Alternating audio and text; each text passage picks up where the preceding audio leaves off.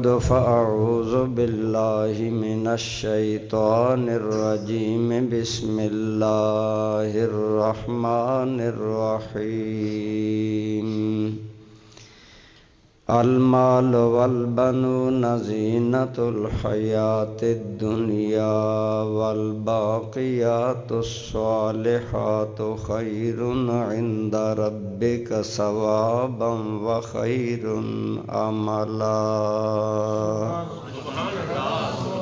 قال النبي صلى الله تعالى عليه وآله وسلم اذا مات الانسان انقطع عمله الا من ثلاثة من صدقة جارية وعلم ينتفع به وولد صالح يدعو له او كما قال عليه الصلاة والسلام. صدق الله مولانا العظيم صدق وبلغنا رسوله النبي الأمي الكريم. درود پاک. اللهم صل على سيدنا ومولانا محمد وعلى آل سيدنا ومولانا محمد وبارك وسلم عليه. الصلاة والسلام عليك يا سيدي يا رسول الله وعلى آلك وأصحابك يا حبيب الله. حمد و صلاة کے بعد زیب مسند صدارت عزت مآب حضرت قبلہ قاضی محمد صادق صاحب دامت برکاتکم العالیہ، زینت محفل فاضل جلیل عالم نبیل برادر اکبر حضرت علامہ مولانا غلام علی قمر صاحب زید شرفکم، عزیز محترم پیکر اخلاص حضرت علامہ مولانا غلام محی الدین قادری صاحب زید مجدکم،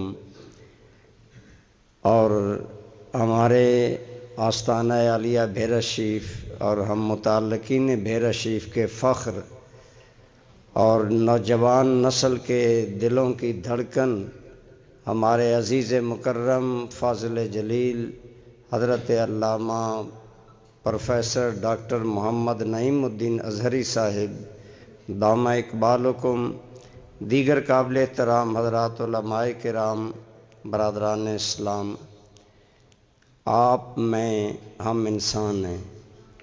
انسان فانی ہے، انسان خود بھی فانی ہے اور انسان کا ہر عمل بھی فانی ہے. اس وقت ہم سارے بیٹھے ہوئے ہیں، ہمارا کھڑا ہونے والا عمل ختم ہے. اس وقت جب ہم کھڑے ہو جائیں گے ہمارا یہ بیٹھنے والا عمل ختم ہو جائے گا. یوں ہمارا ہر عمل آہستہ آہستہ فنا کی دنیا کی طرف جا رہا ہے، اور ایک دن آئے گا ہم سارے اس دار فانی سے چلے جائیں گے. لیکن برادران ذی قدر، اگر ہم چاہتے ہیں ہم چلے جائیں لیکن ہمارے عمل کا اثر دنیا میں باقی رہے، یا ہم ایسے عمل کر جائیں جو عمل کبھی ختم نہ ہوں اور ان کا ثواب قیامت تک جاری رہے، تو اس کا ایک طریقہ ہے. ہمارے مرشد کریم حضور ضیاء الامت رحمۃ اللہ تعالی علیہ آپ فرمایا کرتے تھے، انسان فانی ہے، لیکن جب فانی انسان باقی رب سے جڑ جاتا ہے پھر انسان بھی باقی ہو جاتا ہے. اللہ رب العالمین کی نسبت، اللہ سے تعلق بندے کو بقا عطا کر دیتا ہے. آپ مثال دیتے تھے، ایک پانی کا قطرہ اگر آپ ہتھیلی پر رکھیں، ہوا کا جھونکا آئے گا، سورج کی ایک کرن آئے گی، وہ پانی کا قطرہ ختم ہو جائے گا. لیکن اگر وہ پانی کا قطرہ سمندر میں گر جائے تو پھر وہ پانی کا قطرہ ختم نہیں ہوتا. اگر دنیا کے پانی کے قطرے کا تعلق سمندر سے ہو جائے وہ پانی باقی ہو جاتا ہے، تو جس انسان کا تعلق رب سے ہو جائے وہ انسان بھی باقی ہے، اس کے وہ عمل جن عملوں کا تعلق اللہ سے ہو جاتا ہے وہ عمل بھی باقی ہو جاتے ہیں۔ اس لیے برادران اسلام یہ زندگی فانی ہے، اس میں ہمیں ایسے عمل کرنے چاہیے جو عمل باقی رہیں، ان کا اثر باقی رہے اور اس اثر کی وجہ سے ہمیں ثواب ملتا رہے۔ تو برادران اسلام میں نے آپ کے سامنے قرآن کریم سے ایک آیت کریمہ تلاوت کی۔ ارشاد باری تعالی ہے، اللہ کریم فرماتے ہیں المال والبنون زینۃ الحیات الدنیا، اے لوگو یہ تمہارے مال، یہ تمہاری اولادیں زینۃ الحیات الدنیا، یہ دنیاوی زندگی کی چاند روزہ زینت ہے۔ میرا اتنا مال ہے، بینک بیلنس اتنا ہے، میں کروڑ پتی ہوں، میرے یہ محل ہیں، میرے اتنے بیٹے، اتنے خاندان، فرمایا یہ چند روزہ زینت ہے۔ لیکن سن لو والباقیات الصالحات، اور باقی رہنے والے نیک عمل، یہ وہ اصل چیز ہے، خیر عند ربک ثوابا، جو تیرے رب کی بارگاہ میں تجھے بہترین بدلہ دلائیں گے۔ اگر ایسی نیکیاں کرو گے جو باقی رہنے والی ہیں وہ کل قبر میں بھی تمہیں نیک اور اچھا بدلہ دلائیں گی، قیامت میں بھی۔ وخیر عملا، تو امید وابستہ کرتا ہے میں کچھ رقم جمع کر لوں، میرا بڑھاپا اچھا گزرے گا، میری اولاد ہے کل میرا سہارا بنے گی۔ یہ سارے سہارے تیرے گمان کے مطابق ہیں، لیکن یہ بدل سکتے ہیں، ختم ہو سکتے ہیں۔ اگر تیرے لیے آج بھی، قبر میں بھی، قیامت میں بھی بہترین امید بنے گی تو وہ تیری نیکیاں ہوں گی جو باقی رہنے والی ہیں۔ تو یہ آیت کریمہ کا ترجمہ۔ تو برادران اسلام، میں نے ان آیات کی تشریح کے لیے ایک حدیث پاک کا سہارا لیا، اسی کی روشنی میں چند باتیں عرض کرتا ہوں۔ آپ کے، میرے، ہم سب کے آقا و مولا سید و سرور حضور رحمت للعالمین، بولیے صلی اللہ علیہ وآلہ وسلم۔ آپ کا ارشاد گرامی ہے اذا مات الانسان انقطع عملہ، جب بندہ مر جاتا ہے اس کا عمل ختم، عمل کی کتاب بند۔ عمل کرنے کا ٹائم موت سے پہلے پہلے ہے، جب موت آ گئی عمل کا موقع ختم، اس کے بعد عمل نہیں۔ ایک تو اس سے حدیث پاک سے ہمیں یہ پتہ چلا آج ہم زندہ ہیں، صحت میں ہیں، عقل، شعور، فہم، فراست کام کر رہا ہے، ہم آج نیک عمل کر لیں۔ موت جب آ جائے گی پھر عمل کا کوئی چانس باقی نہیں رہے گا، کوئی موقع باقی نہیں رہے گا۔ میرے کریم آقا بولیے صلی اللہ، آپ صلی اللہ علیہ وسلم نے فرمایا انسان کا عمل منقطع ہو جاتا ہے، ختم ہو جاتا ہے، لیکن 3 عمل انسان کے وہ ہیں جو ختم نہیں ہوتے۔ انسان دنیا سے چلا جاتا ہے لیکن ان اعمال کا بدلہ انسان کو ملتا رہتا ہے۔ ان میں سے پہلا من صدقۃ جاریۃ، صدقہ جاریہ۔ اگر اللہ نے ہمیں مال دیا، مال ایک اللہ کی بہت بڑی نعمت ہے، لیکن برادران اسلام مال کو ہم آج دنیا میں جو لگاتے ہیں، میں کہا کرتا ہوں کہ سگریٹ کے ایک کش میں ہم کتنا مال ضائع کر دیتے ہیں، محض اپنی خواہش پوری کرنے کے لیے۔ نشہ کرنے والا آدمی اپنی کتنی دولت برباد کرتا ہے۔ اسی طرح مال اگر ایسے کاموں میں خرچ کیا جائے جس سے مراد نمود و نمائش ہو، اپنا خوشنمائی ہو، اپنا اظہار ہو، تصنع و بناوٹ ہو، یا دنیاوی مقاصد ہو، وہ ختم ہو جائیں گے۔ لیکن اگر یہی مال صدقہ جاریہ میں لگائیں گے، جب تک وہ نیک عمل جاری رہے گا ہمیں پیسہ خرچ کرنے کی وجہ سے ثواب ملتا رہے گا۔ آپ کی یہ مسجد ہے الحمدللہ جن لوگوں نے بنوائی، اور اس کے اندر جناب حافظ صاحب کا حصہ جو ایک عرصہ تک یہاں حافظ فضل احمد صاحب، انہوں نے پورے گاؤں کی قیادت کر کے اللہ کا یہ گھر بنایا۔ اب جب تک یہ مسجد رہے گی، اس کی تعمیر میں، تشکیل میں، تزیین میں، تکمیل میں جس بندے کا ایک پیسہ بھی لگا، جب تک یہ مسجد رہے گی، آذان ہوگی، نماز ہوگی، ہر حصہ ڈالنے والے انسان کو اس کا اجر ملتا رہے گا۔ برادران اسلام، آج ہمارے مال کی محبت اس امت کی آزمائش ہے۔ ایک حدیث پاک ہے لکل امت فتنۃ وفتنۃ امتی المال، ہر امت کی ایک آزمائش ہے، میری امت کی آزمائش مال ہے، انہیں مال ملے گا۔ مال کی وجہ سے بعض لوگ ایمان بیچ ڈالیں گے، مال کے لالچ میں کئی بندے عقیدہ بدل ڈالیں گے۔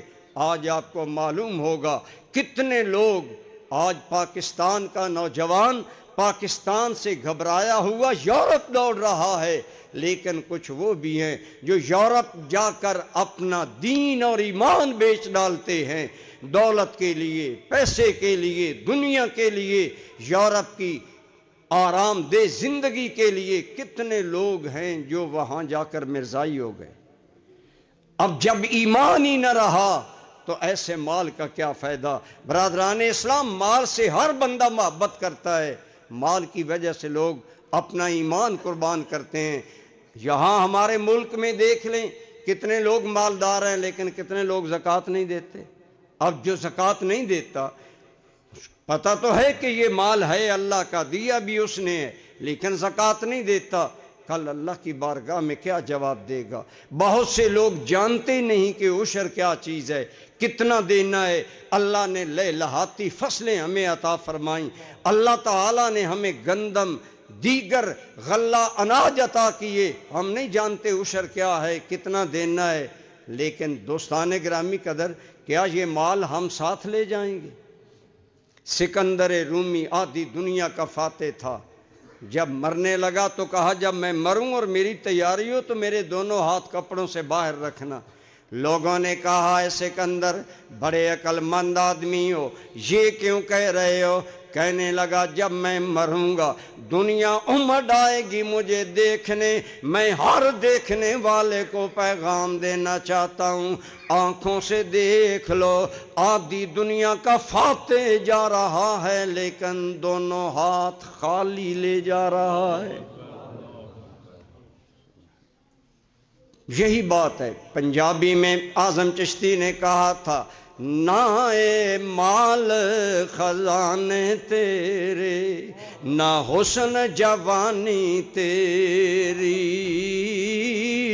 پرائی شیدا مان کی کرنا، نہ اے تیری اے نہ میری، جس دا مال اسے لے جانا، تینوں ایویں وس ودھیری، سب کچھ چھڈ چھڈا کے آزم، اساں جا ورنا وچ ڈیری۔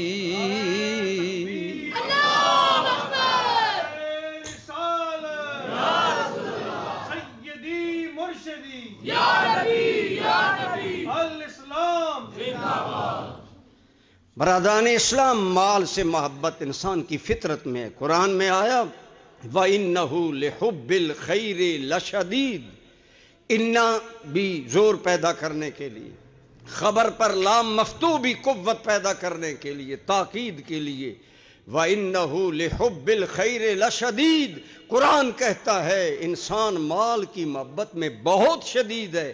مال کی وجہ سے رب کو بھول گیا، مال کی وجہ سے ایمان لٹا دیا، مفادات کی وجہ سے مذہب اور مسلک بدل دیا۔ آج کتنے لوگ ہیں جو امیر لوگوں کی وجہ سے اپنا عقیدہ بدل لیتے ہیں، لیکن برادران اسلام اگر یہی مال ہم اللہ کی رضا کے لیے لگائیں گے، اللہ رسول کو راضی کرنے کے لیے کسی صدقہ جاریہ میں لگائیں گے، جب تک وہ جاری نیک عمل رہے گا ہمیں ثواب ملتا رہے گا۔ میرے اور آپ کے کریم آقا صلی اللہ علیہ وسلم آپ جب مدینہ منورہ میں گئے، مسجد کی ضرورت پیش آئی، جو پلاٹ پسند آیا وہ شہر کے سنگم میں ہے، بڑا قیمتی پلاٹ ہے، لیکن برادران اسلام مسجد سرکار بنانا چاہتے ہیں، مہاجرین کی اولادیں مکہ میں، جائیدادیں مکہ میں، خزانے مکہ میں، خالی ہاتھ لٹے پٹے مہاجرین، بعض اس قدر بیچارے کہ تن کے کپڑے بھی پورے نہیں ہیں، مسجد کے پلاٹ کی قیمت کون ادا کرے؟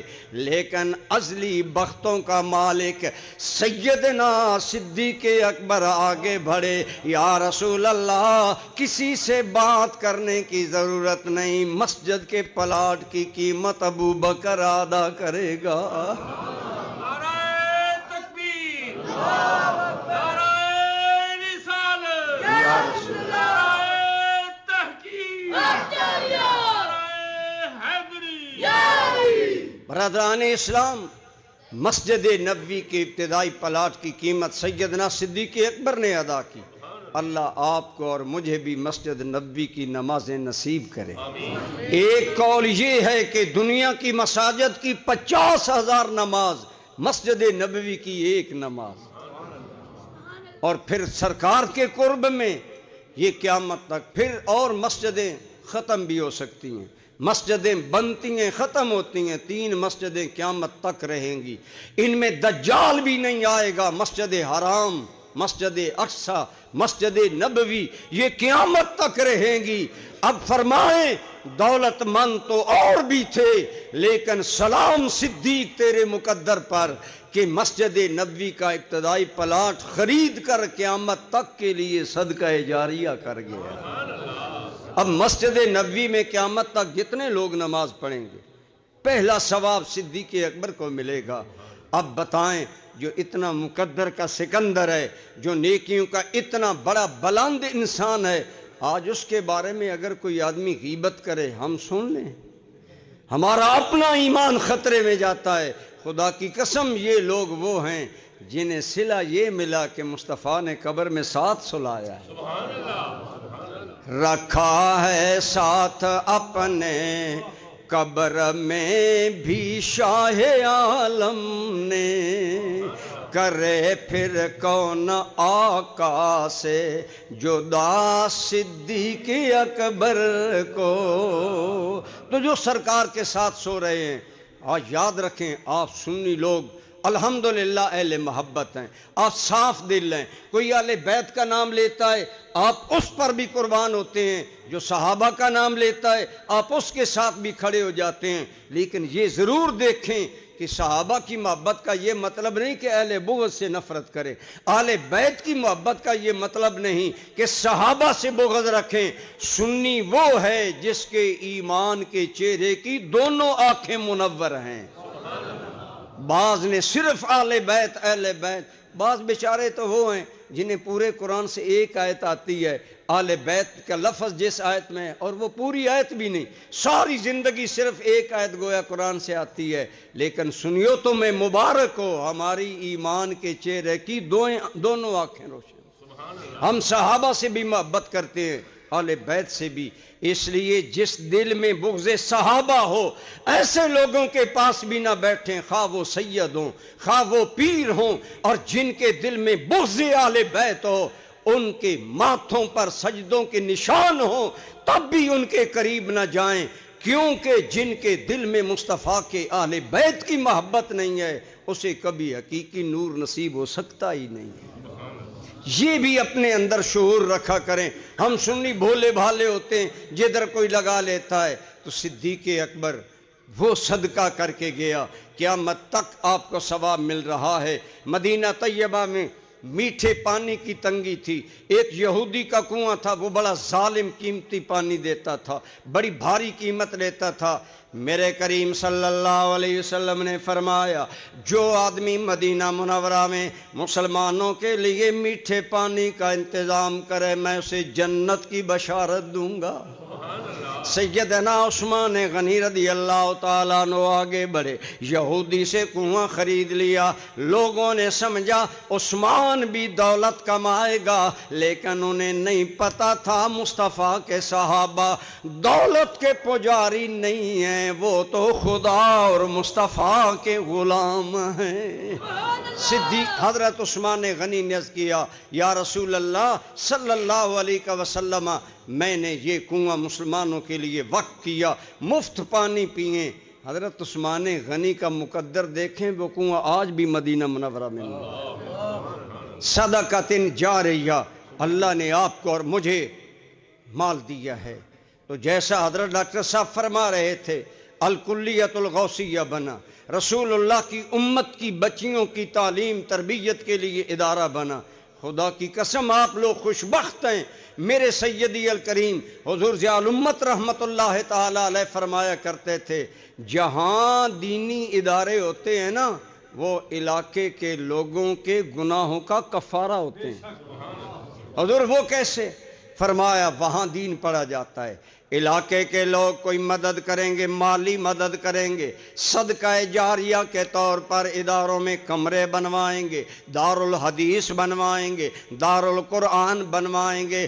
جب تک وہ کمرے رہیں گے بنوانے والوں کو ثواب ملے گا۔ اگر کوئی غریب ہے، وہ مالی مدد نہیں کر سکتا، وہ دیندار بچوں بچیوں کو اگر دیکھ کر خوش بھی ہوگا تو کرم شاہ کا موقف ہے، رب اس خوشی پر بھی غریب کی بخشش فرما سکتا ہے۔ تو یوں دینی ادارے علاقے کے لیے ان کے لوگوں کا کفارہ ہوتے ہیں۔ آپ آگے بڑھیں، اس دینی کام میں شامل ہوں۔ حضرت صاحب ایک اور بات بھی فرمایا کرتے تھے کہ دین کا کام رکنا نہیں ہے۔ ایک بندہ سوچے میں ساتھ نہ ملا، میں اس الکلیت الغوثیہ کی باڈی میں نہ آیا، ان کا معاون نہ بنا، تو یہ ہوگا وہ ہوگا، خدا کی قسم تو محروم کھڑا رہے گا۔ رب کا تو وعدہ ہے مصطفیٰ ہم تیرے دین کو سربلند کریں گے۔ اللہ کا دین تو سربلند ہونا ہے۔ آپ فرمایا کرتے تھے اس سربلندی میں جو شامل ہو جائے وہ نیک بخت ہے، اور جو دیکھتا رہ جائے گا وہ محروم رہ جائے گا۔ وہ عمل جو مرنے کے بعد بھی جاری رہتا ہے اور بندے کے لیے بخشش کا سبب بنتا ہے، ایک ہے صدقہ جاریہ۔ کہیں پانی کی تنگی ہے، آپ وہاں انہیں نلکا لگوا دیں، وہاں انہیں پمپ لگوا دیں، وہاں پانی کا انتظام کریں، لوگ جب تک پانی پئیں گے، کنواں کھدوائیں جب تک لوگ پانی سے فائدہ اٹھائیں گے۔ یہ صدقہ جاریہ کی مثالیں ہیں۔ ہمارے لوگ آج راستے کاٹ کاٹ کر چھوٹے کرتے ہیں زمین کے لالچ میں۔ میری جی زمین ایک بالشت راستے میں کیوں دوں؟ میں نے کہا ایک بالشت زمین غصب کرنے کا چسکا بھی چکھا ہے، لیکن ایک بالشت راستہ چوڑا کر دے، پوچھ علماء سے، جب تک راستے سے لوگ آسانی سے گزرتے رہیں گے تجھے ثواب ملتا رہے گا۔ یہ وہ رفائی کام ہے جو صدقہ جاریہ کے کام ہیں۔ ان میں جو نیک بخت اپنی دولت لائے گا، میرے کریم میرے آقا و سید و سرور صلی اللہ علیہ وسلم نے فرمایا، پہلی چیز جو مرنے کے بعد بھی بندے کا عمل جاری رہتا ہے، ثواب ملتا رہتا ہے، وہ ہے صدقہ جاریہ۔ اپنا مال جب جاری صدقات نیکی کے جاری کاموں میں کوئی بھی ہو کر جائیں گے، جب تک وہ کام رہے گا۔ جیسا محترم ڈاکٹر صاحب فرما رہے تھے، جب میں پنڈ دادن خان میں آیا، حضرت قبلہ قاضی صاحب کا سایہ پنڈ دادن خان پر تھا، ہم ان کے سائے میں پروان چڑھے، جنگل تھا، جہاں آج ادارہ ہے وہاں گل ککر تھے، وہاں لوگ گندگی ڈالتے تھے، لیکن حضور ضیاء الامت کے قدم لگے، آج دین کا ایک منبع بن گیا۔ آج وہاں سینکڑوں بچے عالم بن رہے ہیں، حافظ بن رہے ہیں، قاری بن رہے ہیں۔ اس وقت الحمدللہ 600 کے قریب طلبہ و طالبات دین حاصل کر رہے ہیں۔ اب جس بندے نے زمین وقف کی، جس نے کاوش کی، قبلہ قاضی صاحب نے جتنی سرپرستی کی، انہیں قیامت تک اس کا ثواب اللہ عطا کرتا رہے گا۔ جاری نیک عمل وہ عمل ہے جو مرنے کے بعد بھی۔ دوسری بات، علم ينتفع به، ایسا علم جس سے نفع اٹھایا جائے، نفع والا علم دنیا میں دے کر جائیں۔ آپ چلے جائیں گے، اس علم کی وجہ سے آپ کو فائدہ ہوتا رہے گا۔ نفع والا علم سب سے بڑا قرآن و حدیث کا علم ہے، دین کا علم ہے۔ اب دین کا علم جو پڑھتے پڑھاتے ہیں انہیں قیامت تک ثواب ملتا ہے۔ میں آپ کے سامنے تقریر کر رہا ہوں، قبلہ ڈاکٹر صاحب کا پیغام تقریر کی صورت میں، تحریر کی صورت میں دنیا بھر میں جا رہا ہے۔ یہ ہمارا عمل، تقریر، تحریر، تدریس، اس سے قیامت تک جب تک لوگ فائدہ اٹھاتے رہیں گے ہمیں بھی ثواب ملے گا، ہمیں پڑھانے والے استاذوں کو بھی ثواب ملے گا۔ آپ کے گاؤں میں حافظ فضل احمد صاحب نے ایک طویل عرصہ لوگوں کو قرآن پڑھایا۔ آپ میں جتنے لوگ ان کے شاگرد ہیں، آپ جب تک قرآن کی تلاوت کرتے رہیں گے، قرآن کریم پڑھتے پڑھاتے رہیں گے، آپ کے ثواب میں کوئی کمی نہیں آئے گی، لیکن حافظ صاحب قبلہ کو ثواب ملتا رہے گا۔ یہ ہے نفع والا علم، انسان چھوڑ کر جائے اس سے فائدہ ہوتا ہے۔ اس لیے ایک تو بات یہ ہے، اس سے پتہ چلا علم دو طرح کے ہیں، ایک نفع دینے والا علم اور ایک نقصان دینے والا علم۔ وہ بھی علم ہوتا ہے جو نقصان دیتا ہے۔ آج کالجز، یونیورسٹیوں میں جو علم دیا جا رہا ہے اس کے اندر بزرگوں کا احترام نہیں، اس کے اندر ماں باپ کا احترام نہیں۔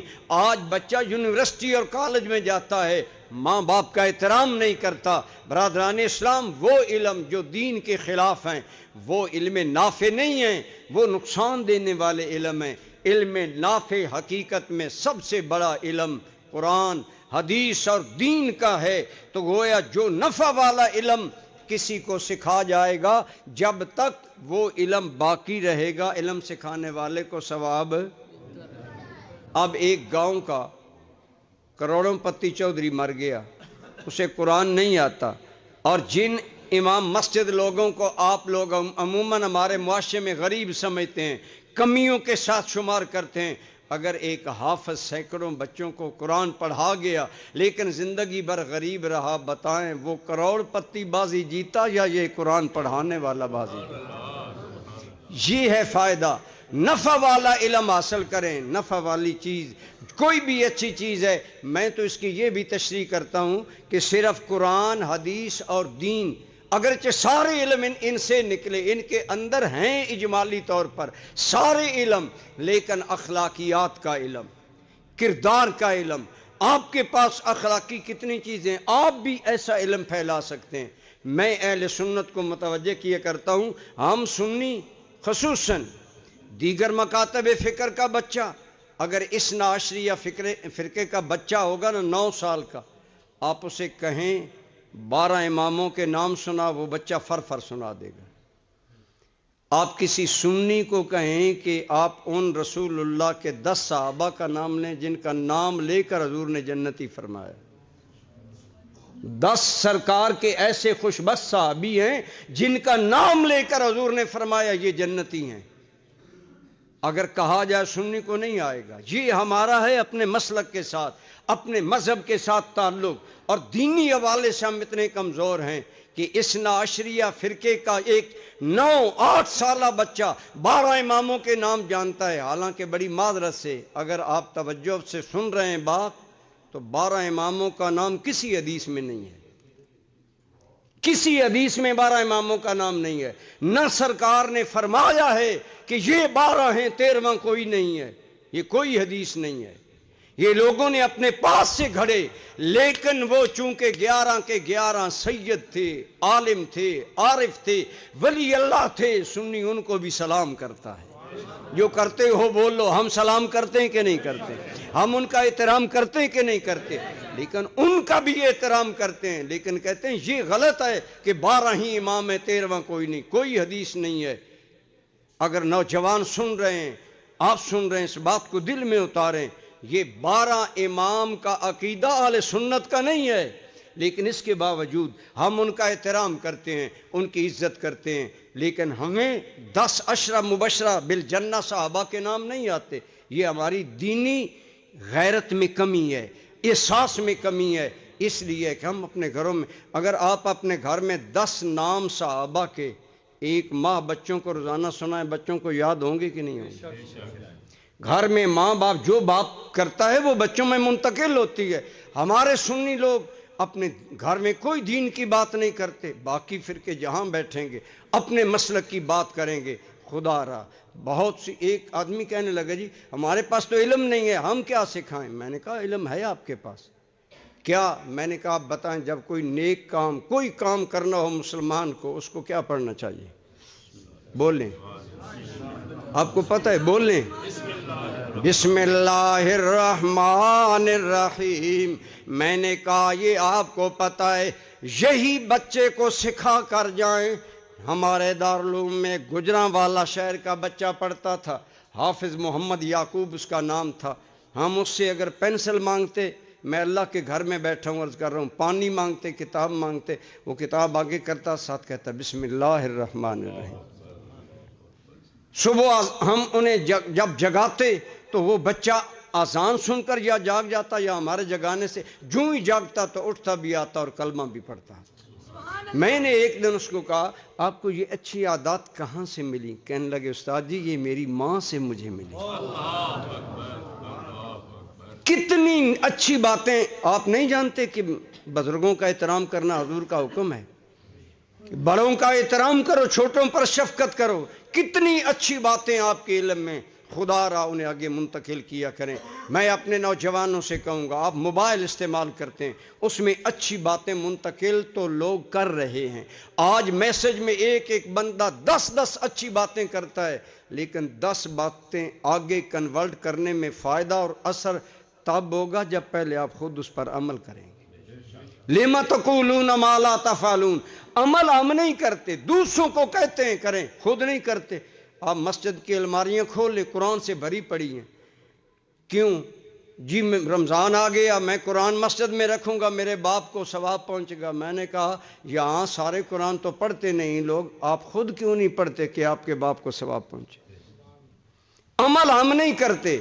بہت ساری باتیں آپ کے علم میں ہیں، لیکن برادران اسلام وہ باتیں جب آپ نسلوں میں منتقل کریں گے پھر یہ شکوہ نہیں ہوگا کہ ینگ جنریشن گمراہ ہو رہی ہے، ینگ جنریشن بے دین ہے، ان کے دل میں اللہ رسول کا احترام نہیں. آپ بچپن میں بچے کے ذہن میں ڈالیں. میں نے ضیاء حرم میں پڑھا تھا، 6ٹھی کلاس کے لڑکوں سے استاد سبق سن رہا تھا، اسلامیات کا پیریڈ. سوال کیا بتاؤ ہمارے نبی پاک کا نام کیا ہے؟ ایک بچے سے پوچھا، وہ چپ کر گیا. استاد سمجھا بچے کو نام نہیں آتا، استاد نے زناٹے دار تماچا مارا، سزا دی. اتنے میں تفریح ہو گئی. ہمارے دور میں تفریح ہوتی تھی، ریسس درمیان میں وقفہ، کھا پی لیں، نماز پڑھ لیں وغیرہ، تفریح ہوگی. استاد نے وارننگ دی کہ تفریح کے بعد تمہیں اپنے نبی کا نام نہ آئے تو اور سزا ملے گی. جب کلاس دوبارہ آئی پوچھا بتاؤ ہمارے نبی پاک کا نام کیا ہے؟ اس نے کہا میرے آقا کا نام ہے محمد الرسول اللہ صلی اللہ علیہ وسلم. ساتھ عرض کیا استاد گرامی نام مجھے پہلے بھی آتا تھا، اب بھی آتا ہے، لیکن میں نے آپ سے سزا سہ لی، آپ کا تماچا برداشت کر لیا. میں نے نام اس لیے نہیں لیا، میری ماں نے بچپن سے مجھے یہ بات ذہن میں ڈالی، بیٹا ہمارے نبی پاک ہیں، ان کا نام پاک زبان وضو سے لینے کی کوشش کریں.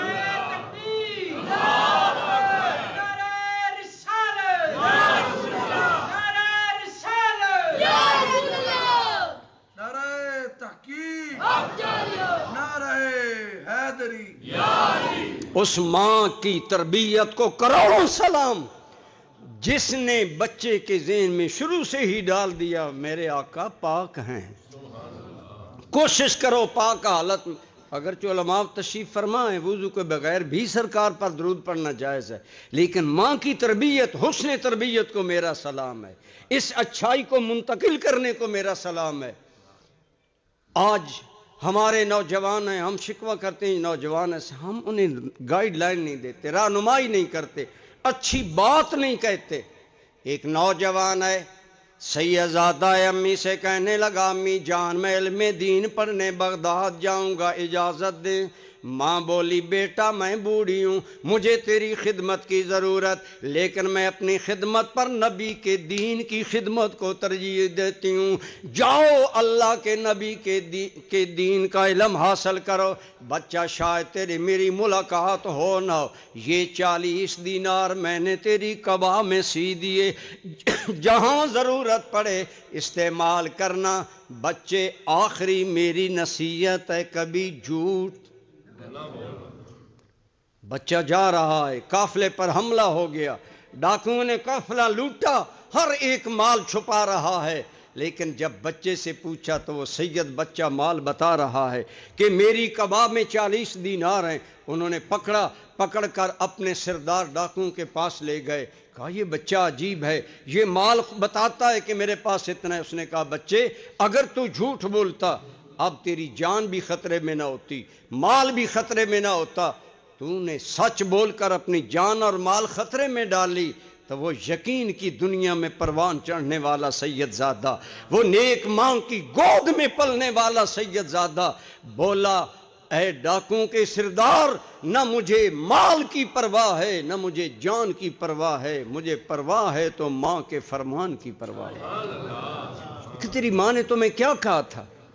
سیدزادہ بولا میری ماں نے مجھے الوداع کہتے ہوئے کہا تھا بیٹا جھوٹ نہیں بولنا، سچ بولنا ہے۔ میں نے سچ بول دیا، آگے تم جانو تمہارے کام۔ دوستو اقبال نے کہا تھا دل سے جو بات نکلتی ہے اثر رکھتی ہے، دل سے جو بات نکلتی ہے اثر رکھتی ہے، پر نہیں طاقت پرواز مگر رکھتی ہے۔ واصف علی واصف فرماتے ہیں جو بات دل سے نکلتی ہے وہ دل میں جاتی ہے۔ سید کی بات دل سے نکلی تھی، ڈاکوں کے سردار کے دل میں چلی گئی، اس کی گردن جھک گئی۔ تھوڑی دیر سوچنے کے بعد جب ڈاکوں کے سردار کا سر اٹھا، آنکھوں میں معذرت کے آنسو ہیں، کہتا ہے او بچے اللہ تجھ پر بھی رحم کرے، تیری ماں پر بھی رحم کرے، تو نے اپنی اس سچائی سے میرا دل بدل ڈالا۔ بچے ہاتھ نکال، میں تیرے ساتھ وعدہ کرتا ہوں آج کے بعد میں چوری نہیں کروں گا، میں ڈاکے نہیں ڈالوں گا، میں لوگوں کی عزت جان مال پر حملے نہیں کروں گا۔ اگر تو ماں کی نافرمانی نہیں کرتا میں خدا کی نافرمانی کیوں کروں؟ ڈاکوؤں کے سردار نے ڈاکوؤں کو بلا کر کہا آج سے میری تو توبہ ہے ڈاکہ زنی سے۔ انہوں نے کہا اگر تو بدی میں ہمارا لیڈر تھا تو نیکی میں بھی لیڈر ہے، ہم بھی توبہ کرتے ہیں۔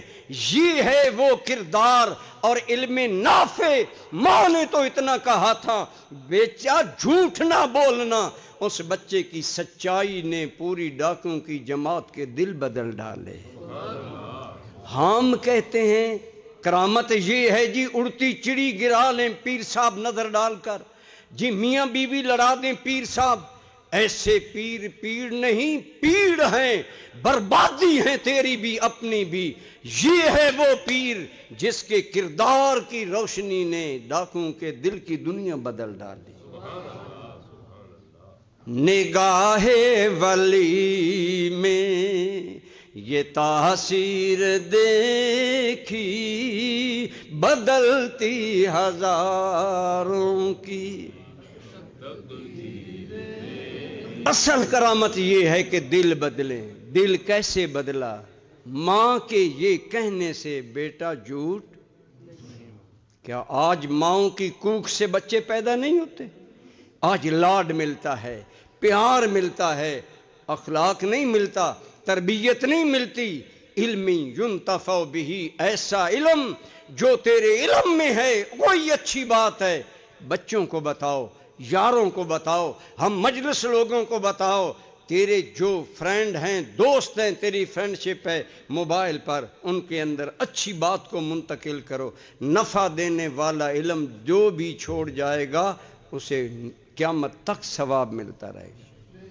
اور تیسری چیز ولدن صالح یدعو لہ، میرے آقا صلی اللہ علیہ وسلم نے فرمایا آدمی جب مر جاتا ہے عمل منقطع لیکن صدقہ جاریہ باقی رہتا ہے، نفع دینے والا علم باقی رہتا ہے، اور تیسری چیز ولد صالح یدعو لہ، نیک اولاد جو دعا کرتی ہے، ان کی دعاؤں کے صدقے ان کے ماں باپ آبا و اجداد کو ثواب ملتا رہتا ہے۔ اولاد اللہ کی نعمت ہے، ہم سارے اولاد مانگتے ہیں، لیکن ان کو نیک بنانا بھی ہماری ذمہ داری ہے۔ جہاں میری ذمہ داری ہے میں اولاد کو خوراک مہیا کروں، لباس مہیا کروں، انہیں مکان مہیا کروں، ان کو تعلیم کا موقع دلاؤں، جہاں دنیاوی فیسلٹیز اور سہولتیں دیتا ہوں، وہاں میرا فرض ہے میں کوشش کروں میرا بچہ بچی نیک بن جائیں۔ نیک بچہ بچی جب تک زندہ رہیں گے، دعائیں کریں گے، انہیں ثواب ملتا رہے گا۔ برادران اسلام، میرے اور آپ کے کریم آقا آپ صلی اللہ علیہ وسلم کا ارشاد گرامی ہے کہ قیامت کے دن ایک بندہ اللہ کی بارگاہ میں پیش ہوگا، وہ ڈر رہا ہوگا میرا کیا بنے گا، میں نیک آدمی اتنا نہیں تھا، آج یوم الحساب ہے۔ اللہ تعالیٰ فرمائیں گے اے میرے بندے آؤ، حاضر ہوگا تو ڈر رہا ہوگا۔ اللہ کریم فرمائیں گے یہ پہاڑوں جتنی نیکیاں لے لو اور تمہیں مبارک کو میں نے بخش دیا، جنت میں چلے جاؤ۔ جب بخشش کا یقین ہو جائے گا، اطمینان مل جائے گا، تو عرض کرے گا یا اللہ تیری عزت کی قسم میں تو اتنا نیک نہیں تھا کہ پہاڑوں جتنی نیکیاں کرتا۔ حدیث کے الفاظ ہیں، میں نہیں کہہ رہا، میں کوئی رنگ خطابت نہیں جما رہا، سنیں میرے کریم کے الفاظ۔ اللہ کی بارگاہ سے جواب ملے گا تو ٹھیک کہتا ہے، تو اتنا نیک نہ تھا، لیکن یہ جو کچھ تمہیں ملا بے استغفار والد کا، اللہ کہا یہ تیری نیک اولاد کی دعاؤں کا آج ثمر مل رہا ہے۔ آج ہمیں یہ فکر ہوتی ہے بچہ جوان ہے جی، کاروبار کوئی نہیں جی۔ میں مسجد میں بیٹھا ہوں، میرے پاس ایک آدمی آیا، کہنے لگا قریشی صاحب فلاں ایم پی اے کو ذرا فون کریں، وہ میرے بچے کو ملازمت دلا دے۔ میں نے کہا ہماری بات کون سنتا ہے؟ نہیں جی مجھے لوگوں نے بتایا آپ فون کریں، تو میں نے کہا چلو میں کرتا ہوں فون۔ فون کیا نہ ملا، بیٹھے ہیں، میں نے ان کی توجہ ادھر ادھر کی، میں نے پوچھا فرمائیں بیٹا نماز بھی پڑھتا ہے؟ کہنے لگا جی اپنی قبر وینس مین کے، اپنی قبر وینس مین کے۔ تو میں آکھیا بھی نوکری واسطے دھکے توں لین واسطے تے نماز دیواری او آپ، اس میں کوئی خیال نہیں کہ میرا بیٹا نمازی ہے نہیں، میرے بیٹے کو قرآن آتا ہے نہیں، میرا بیٹا دیندار ہے نہیں، یہ کوئی فکر نہیں۔ لیکن ملازمت کے لیے تم اب میرے دروازے پر آئے ہو، کل ایم پی اے کے دروازے پر دھکے کھاؤ گے، یہ آج ہمارا انداز ہو گیا ہے۔ ہم اولاد کے لیے بیرون ملک کے ویزے مانگتے ہیں اللہ سے، اعلیٰ ملازمتیں مانگتے ہیں، کبھی یہ بھی مانگا کر مالک بیٹا دیا ہے تو اسے نیکی کی توفیق عطا فرما، بیٹی دی ہے تو اسے نیک بنا۔ سیدنا ابراہیم علیہ السلام نے اللہ سے جب بڑھاپے میں بیٹا مانگا تو کیا مانگا؟ رب ہب لی من الصالحین، اے میرے مولا مجھے صالح اولاد عطا فرما۔ حضرت زکریہ کہنے لگے رب ہب لی من لدنک ذریۃ طیبہ، مولا ایسی اولاد دے جو پاکیزہ کردار کی حامل ہو۔ فرمایا اے زکریہ تمہیں مبارک ہو، ہم تمہیں شرم و حیا والا یحییٰ عطا کریں گے۔ اولاد کی نیکی پر ہم توجہ نہیں دیتے، نہ یہ سوچتے ہیں کہ ہمارے بچے کی دوستی برے لوگوں سے ہے اچھے لوگوں سے ہے۔ اگر اس پر توجہ دیں، کل پوچھا جائے گا کہ تو نے اپنے بچے کی تربیت میں کیا کردار ادا کیا۔ ہماری ذمہ داری ہے کہ ہم اولاد کو نیکی کی طرف مائل کریں، نیک بنائیں۔ آج ہم علماء بھی ممبر پر بیٹھ کر علامہ اقبال کے شعر پڑھتے ہیں، لیکن علامہ اس قابل کیوں ہوا کہ عالم بھی ان کا شعر پڑھنے پر مجبور ہیں؟ اتنی عالی فکر اللہ نے اقبال کو دی۔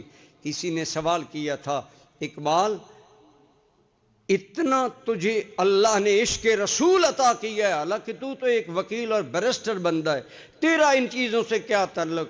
تو اقبال نے کہا یہ عشق رسول مجھے باپ کی نگاہ فیض سے ملا ہے۔ جیسا کہ خود اقبال نے کہا یہ فیضان نظر تھا یا کہ مکتب کی کرامت تھی، سکھائے کس نے اسماعیل کو آداب۔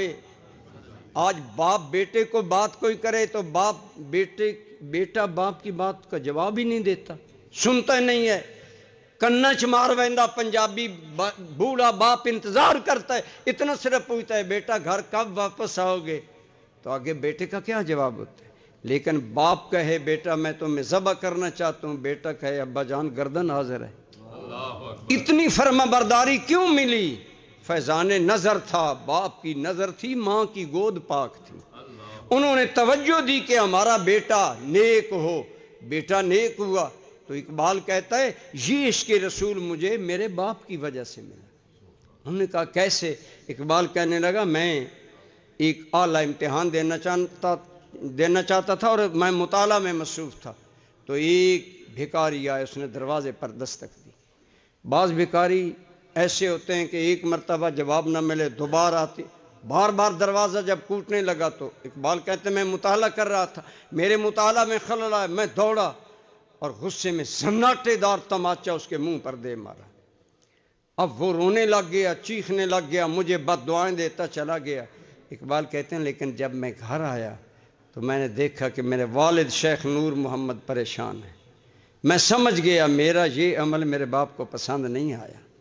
آج ہمارا بیٹا تو نماز پڑھے نہ پڑھے، ہماری ماتھے کی تیوری نہیں نہ چڑھتی، ہمیں یہ احساس نہیں ہوتا کہ میرے بیٹے نے نماز پڑھی ہے یا نہیں۔ حالانکہ اگر تو بیٹے کو خلق پیار شفقت سے آج نمازی بنا دے گا، ایمان سے سوچ تیرا بیٹا جب تک نماز میں ربنا اغفر لی وَلِوَالِدَيَّ وَلِلْمُؤْمِنِينَ یوم یقوم الحساب کی دعائیں کرتا رہے گا، اللہ تیرے درجے بلند کرتا رہے گا۔ فرمایا نیک اولاد مرنے کے بعد کام آتی ہے۔ برادران اسلام، آج ہم جن دو بزرگوں کی یاد میں جمع ہیں، حضرت قبلہ علامہ قاری غلام حسن صاحب اور قبلہ قاری غلام حسین صاحب، بتا رہا ہے ان کا زندگی کا انداز کہ انہوں نے اپنے پیچھے کیسی اولاد چھوڑی ہے۔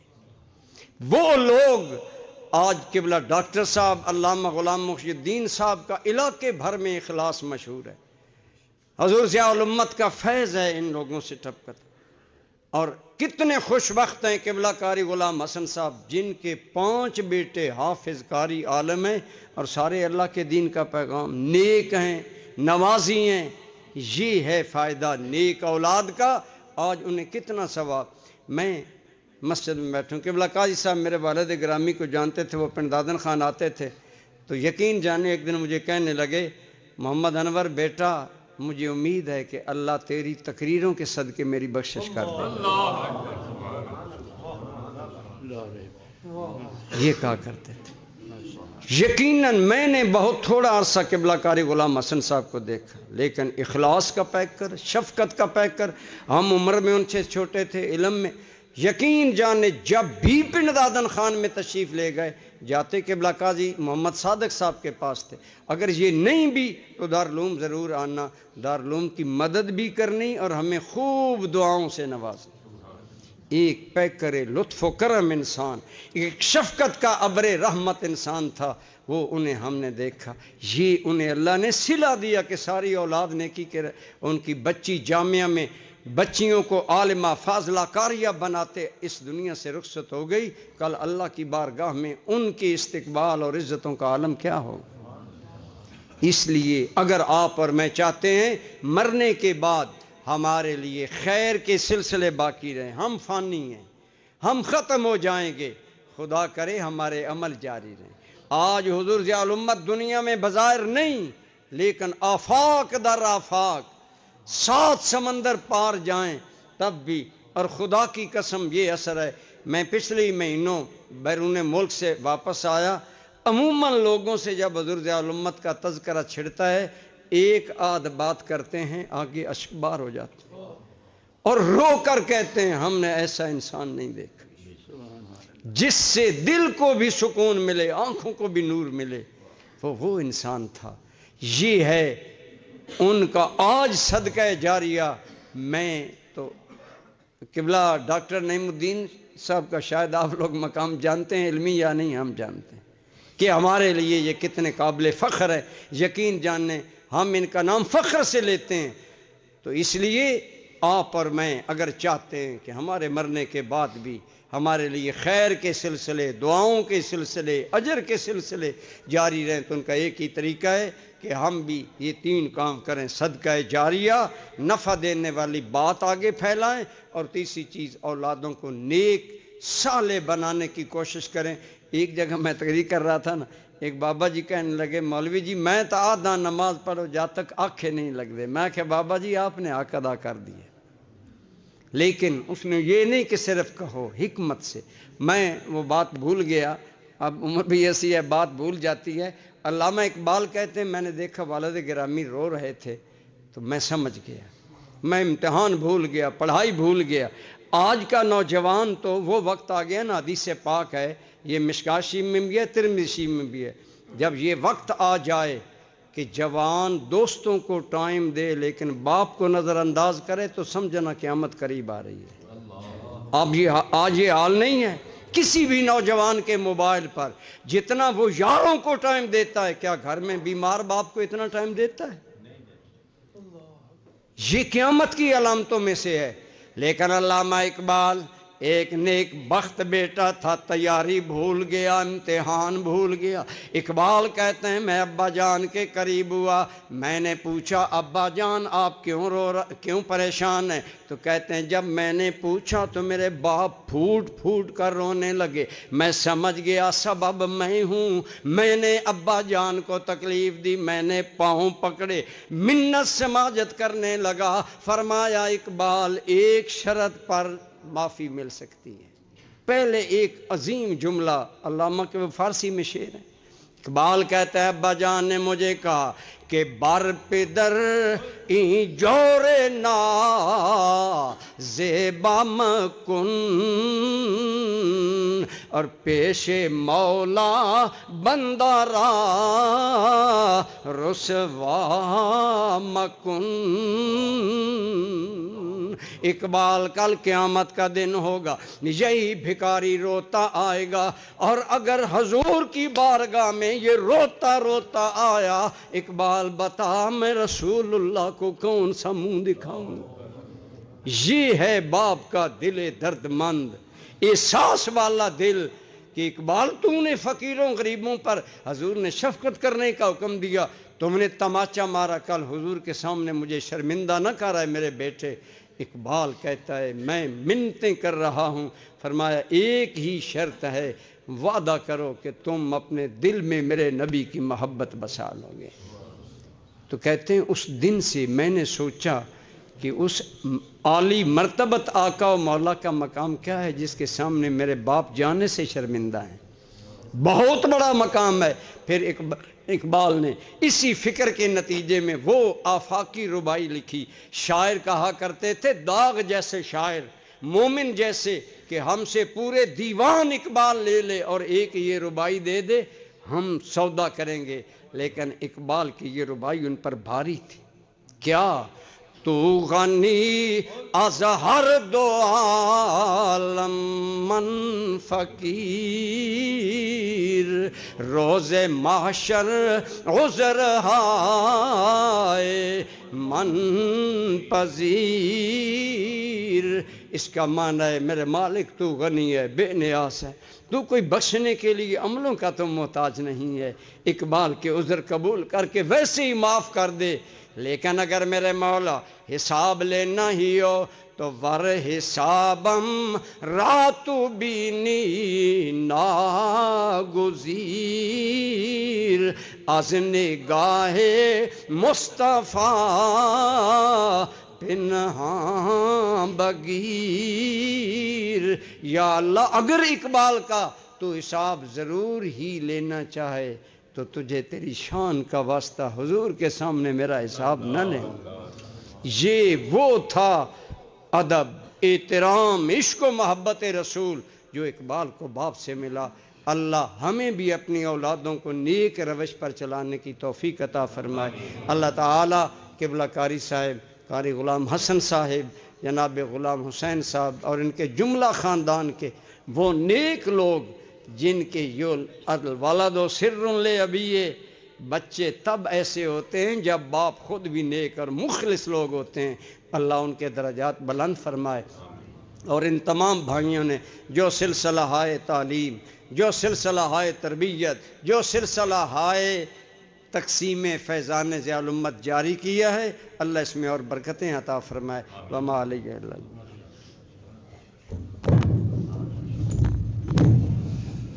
حضرات گرامی قدر، میں سب سے پہلے تو پورے گاؤں کی طرف سے، جملہ اپنے برادران کی طرف سے، قبلہ مامو جان کی طرف سے، حضرت علامہ قبلہ محمد انور قریشی صاحب دامہ فیض و کلالی کی بہت زیادہ شکر گزار ہوں اور ہدیہ سے پاس پیش کرتا ہوں کہ آپ نے رات کے